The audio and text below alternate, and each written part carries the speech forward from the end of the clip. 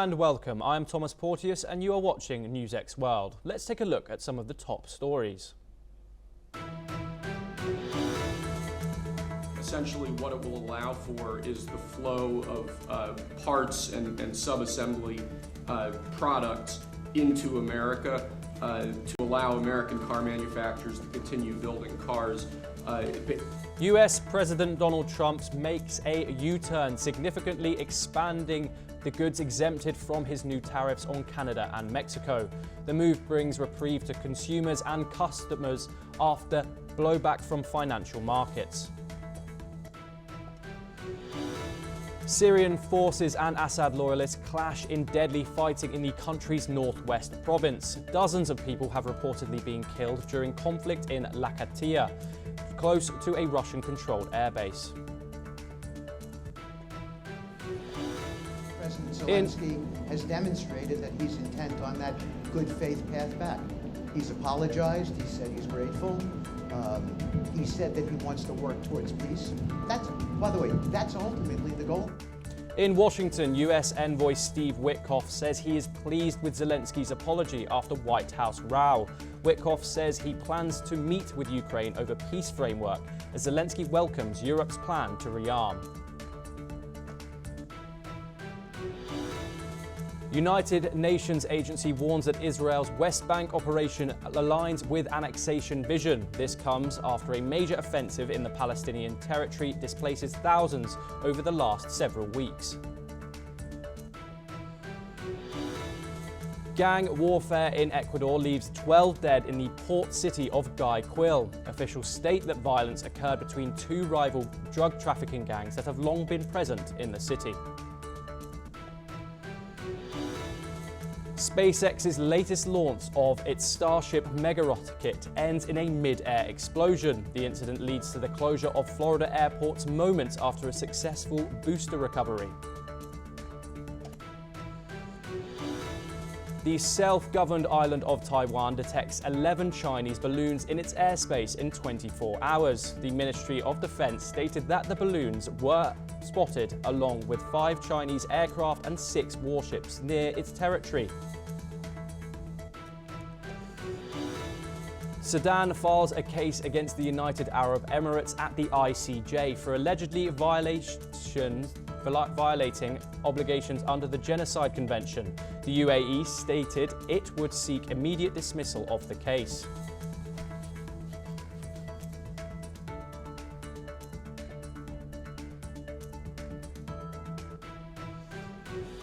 In a latest twist in far-shifting trade policy that has whipsawed financial markets, United States President Donald Trump unveils a temporary rollback to steep tariffs targeting Canada and Mexico, providing some reprieve to companies and consumers.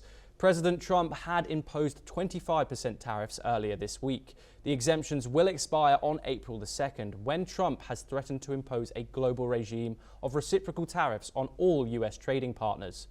While speaking on the tariff delays on Mexico, Trump praised the Mexican President Claudia Sheinbaum. To the President of Mexico, wonderful woman today, and we helped them out with the problem they were having to do with the tariffs, short-term tariffs, and we had a very good conversation. Also, we discussed drugs, and they've been working much harder lately. Do you notice that? On people coming in and drugs, and we've made tremendous progress on both. As per reports, more than 70 people have been killed and dozens more have been wounded in Syria in fighting between government security forces and Assad loyalists. The observatory said most of the security personnel killed were from the former rebel stronghold of Idlib in the northwest. As per reports, during the operation, security forces captured and arrested a former head of Air Force intelligence, one of Assad's family's most trusted security agencies. Islamist rebels led the Hayat al-Tahrir al-Sham launched a lightning offensive that toppled Assad on December the 8th of last year. The country's new security forces have since carried out extensive campaigns seeking to root out Assad loyalists from his former bastions. Residents and organizations have reported violations during those campaigns, including seizing of homes, field executions and kidnappings. Ukrainian President Volodymyr Zelensky has confirmed he will travel to Saudi Arabia on March the 10th for an important meeting with Saudi Crown Prince Mohammed bin Salman. After his discussions with the Crown Prince, his team will continue diplomatic talks with American officials in Riyadh later this week. The announcement comes after the US President Donald Trump's special envoy Steve Witkoff revealed that a meeting between the Ukrainians and American representatives is planned for next week in Saudi Arabia. This is what he said. Well, President Zelensky sent a letter to the president. I think the president thought that it was a really good, positive first step. And from that, we're now in discussions to coordinate a meeting with the Ukrainians in Riyadh or even potentially Jeddah. So the city's moving around a little bit, but it will be Saudi Arabia. And I think the idea is to get down a framework for a peace agreement and an initial ceasefire as well. We're now joined by our guest, John Rossomando, president of Viking Research Associates and a geopolitical analyst located in Washington. John, what can you tell me about this change of mind, seemingly possible change of mind by the Trump administration on Zelensky after this White House row? Well, let's put it this way. Everything that Donald Trump does is about psychological gamesmanship, in terms of, the art of the deal. He's always looking to get the upper hand when it comes to getting the person or country or whichever to do what he wants. So, at the end, they always wanted to get, a client Zelensky. So it's not so much of a shift in what the Trump administration is saying or doing as a tactic. It's more like a chess player moving his pieces across the board. John, since this row, we have seen the reverse in a pause in military aid, a pause in intelligence. Can we see this resuming possibly? And what can you tell us about these diplomatic talks in Saudi Arabia that are coming up later on this week? Well, I can say one thing is that, it could end up resuming. I mean, this is all about, as General Keith Kellogg, who's President Trump's Ukraine envoy, said, it's all about getting the Ukrainians to notice what's going on and to pay attention instead of pursuing an agenda that's at odds with President Trump's agenda. I think that it's good that Zelensky will be going to Saudi Arabia, and maybe we can start having some discussions involving Zelensky and the Ukrainians in ending the conflict. But then again, you also had President Trump in the White House saying today that the Russians have their own issues that he thinks will force them to negotiate. John Rossomando, thank you very much for your time. A United Nations Relief and Works Agency official has said that a major Israeli offensive, which over several weeks has displaced tens of thousands of Palestinians and ravaged refugee camps, increasingly appears to be aligned with the vision of annexation of the West Bank. The Israeli operation, which the military says targets militants in the northern West Bank, was launched shortly after a truce took hold in the Israel-Hamas war in Gaza, a separate Palestinian territory. The operation initially focused on Jenin, Tal Karam and Nur Shams refugee camps, where the UNRWA operates, but has since expanded to more areas in the West Bank's north. Last year, the International Court of Justice issued an advisory opinion saying that Israel's prolonged presence in the West Bank was unlawful. US envoy Steve Witkoff praised the Egyptian-led Gaza reconstruction plan as a good faith first step, but emphasized more discussions are needed. The plan, adopted at the Cairo summit, rejects Trump's proposal to displace Palestinians and instead focuses on Palestinian-led recovery and infrastructure restoration. However, the US State Department criticized the plan, saying it doesn't meet President Trump's expectations, particularly regarding Gaza's population displacement. Witkoff also hinted at potential joint action with Israel against Hamas, following Trump's warning to Gaza, "You are dead unless Hamas releases hostages." More updates are to follow.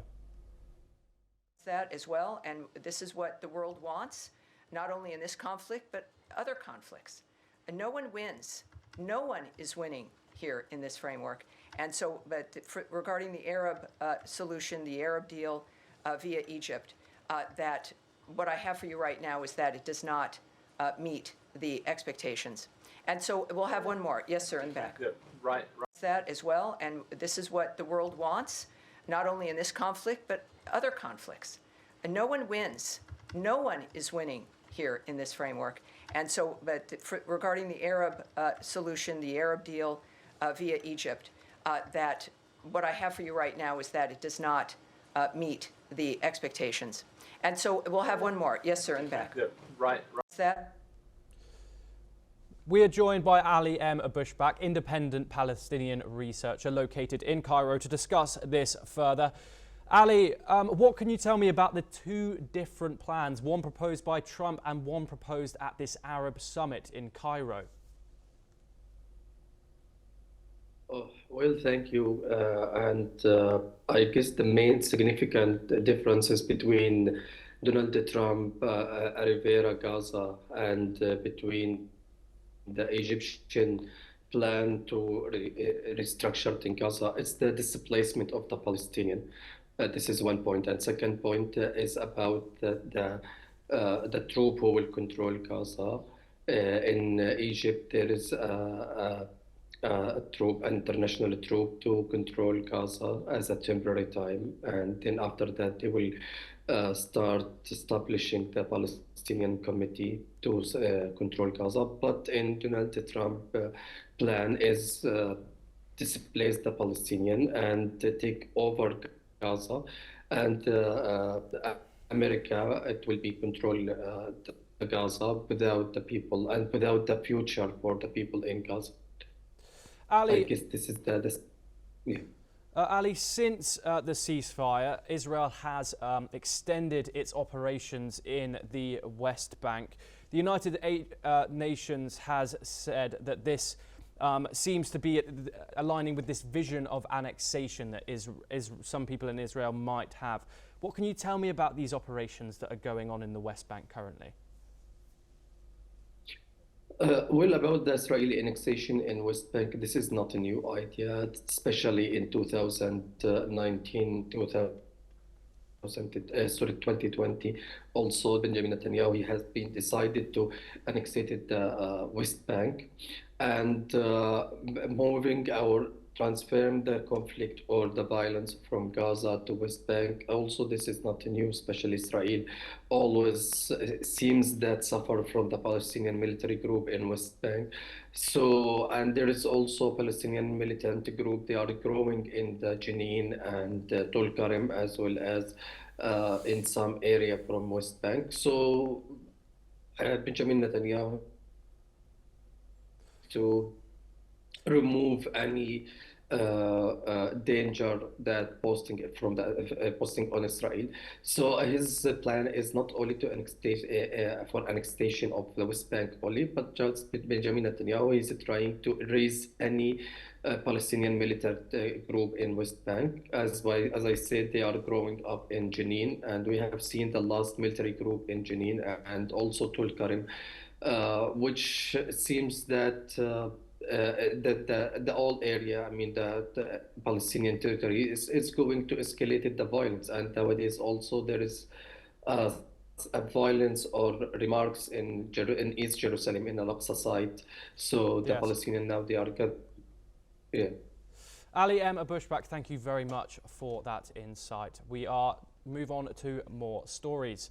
At least 22 people have been killed as rival factions of an Ecuadorian drug trafficking gang fought in the violent port city of Guayaquil, leaving at least 22 people dead. Another 3 people were wounded in a series of internine clashes in the city. In recent years, Ecuador has plunged into violence amid the rapid spread of transitional cartels that use its ports like Guayaquil, used to ship cocaine to the United States and Europe. The failure of the 8th Starship test comes just over a month after the 7th also ended in an explosive failure. The back-to-back mishaps occurred in early mission phases that SpaceX has easily surpassed previously. The Federal Aviation Administration briefly issued ground stops at the Miami, Fort Lauderdale, Palm Beach and Orlando airports because of space launch debris. It said it had opened a mishap investigation into the incident. Following the incident, SpaceX accepted the failure, stating on X, Starship suffered a rapid unscheduled disassembly and contact was lost. Our team is reviewing and evaluating the data to understand the root cause. Taiwan has detected 11 Chinese balloons near the island in the past 24 hours.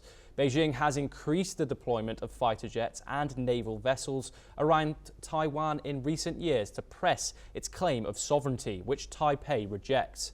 The surge in balloons comes after Taiwan recorded 45 Chinese aircrafts near the island in 24 hours last week, which was the highest number this year.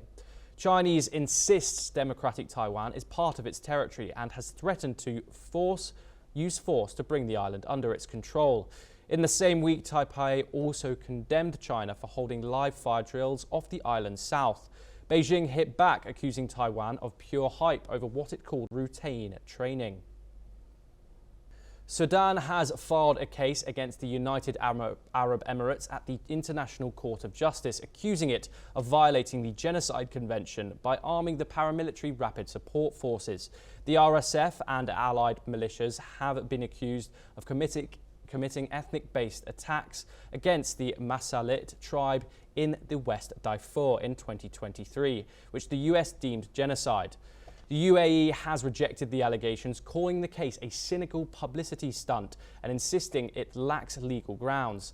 Sudan's complaint includes charges of genocide, murder, theft, rape, forced displacement and other human rights violations by the RSF. The UAE has denied supporting the RSF. However, the UN and US lawmakers have found the accusations credible. The Albanian cabinet decided on Thursday to shut down TikTok for 12 months, blaming the popular video sharing platform for inciting violence and bullying, especially among children. The decision follows a stabbing incident in November where a teenager killed another after a quarrel on TikTok. There has been an increasing concern from Albanian parents after reports of children being inspired by content on social media to take knives to school, or cases of bullying promoted by stories they see on the platform. The opposition has not agreed with TikTok's closure and has set March the 15th for a protest against the move. It said the ban was an act of intolerance, fear and terror from free thinking and expression. TikTok continues to face scrutiny globally, including investigations in the UK over data usage and child protection issues. And that's all we have time for. We will continue to bring you more news updates from across the world.